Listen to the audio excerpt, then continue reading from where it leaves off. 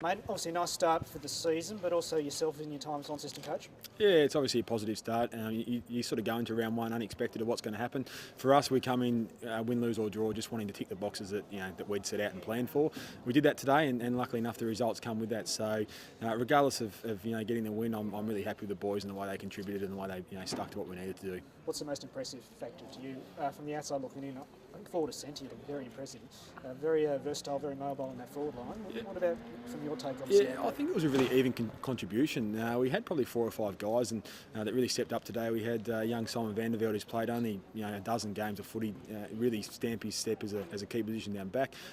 One of our debutants, Alex Wright, coming for his first game, and he really found himself in some good positions. And then you mix that with the likes of Sonny Whiting, Geordie Harris, and guys like that. It's some good diversity across the whole ground, and I think that forward line may cause a bit of trouble at times, and they'll only get better the more they work together. You mentioned during the week wanting to improve your record here at Devonport Oval. Obviously, you've ticked that box. What's the next step then for you guys?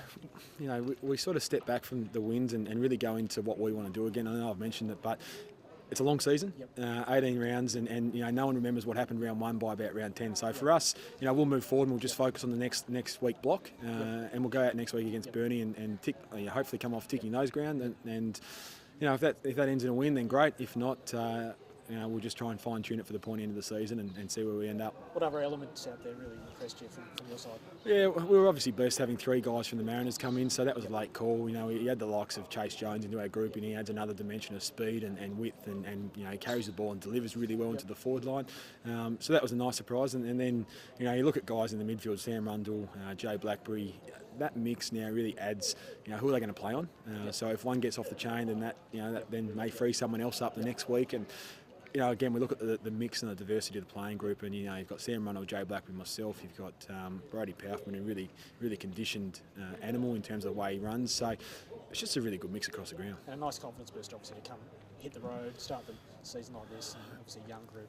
Yes, certainly. We've got a massive young group, similar to, obviously we played an older group today, but we've got a number of guys in the wings that I thought best to give our older guys a really good opportunity to change and adapt, and they did that today. And we've probably got 5 or 6 guys that were unlucky to miss out today, and I'm sure we'll see those guys over the next couple of weeks and build on that as well. So. What about yourself? First game back, how was it for you after a year out of the game? Yeah, it was certainly nervous to start with, and more so when you have 15 months out of any sport, you worry about your body, but that got through really well today. We didn't overdo it. I probably played about 75% game time, which was what I was aiming to do.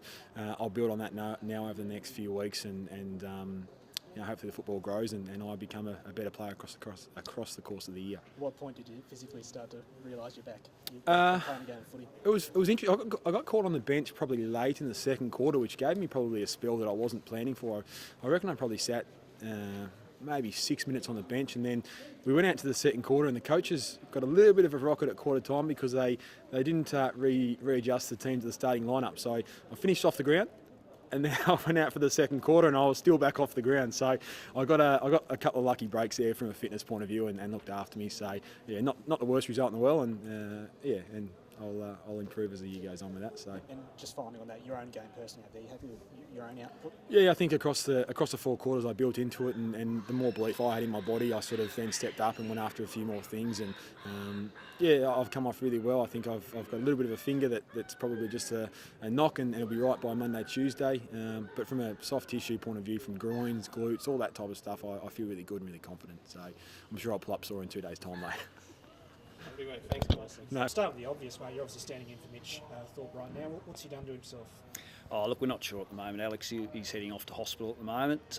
Unfortunately, a little bit of blood coming out of there as you don't want them to. So, look, he's in good spirits, but he'll head off to the hospital and have the scans and hopefully we get a positive result. But he really is. He's around the boys. A tough day for him personally, but really buoyed by the efforts he saw on the field. So, yeah.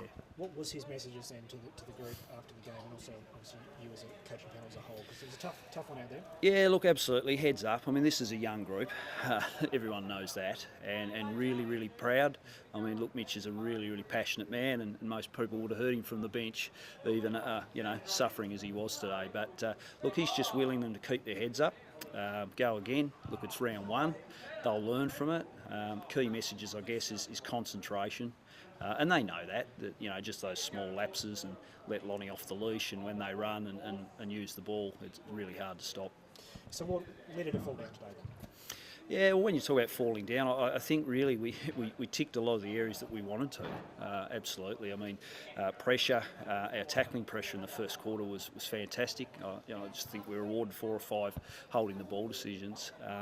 And so, as I said, if you want to pin me for what fell down, I guess it's that concentration. The boys know the structures.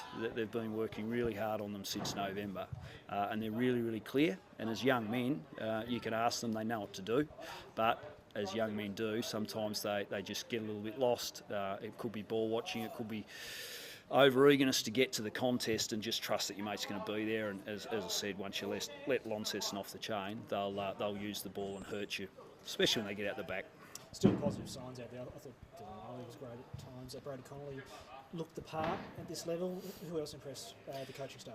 Oh, look, in fact, 3 youngsters.